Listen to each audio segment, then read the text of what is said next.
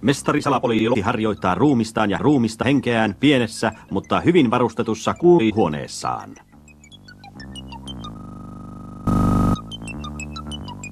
Toisella silmällä Nikke lukee huolellisesti uutisia ja toisella hän silmäilee ilmoituksia. Oikealla korvalla hän kuuntelee kamarimusiikkia radiosta, mutta vasemman korvan hän pitää vapaana odottamattomien äänien varalta. Kuka on Mietze Maier? Kuka on Knatterton? Knattertonilla on päässään Päniläässä on koko vätitörkisäidorin testosto, ja kohta onkin Mietze Maierin kuva hänen silmiensä edessä. Mietze on saksalais-kiinalainen puoliverinen. Hänen äitinsä on baariemäntä, jolla oli nuoruutensa kukkeudessa romanssi kiinalaisen laivakokin Xing Pengin kanssa.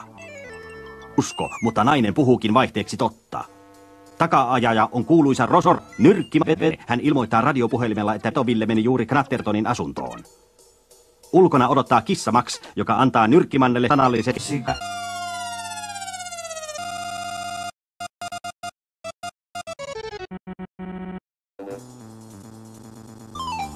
Hissi on varattu, joka on yhdistetty puskurissa olevaan videokameraan.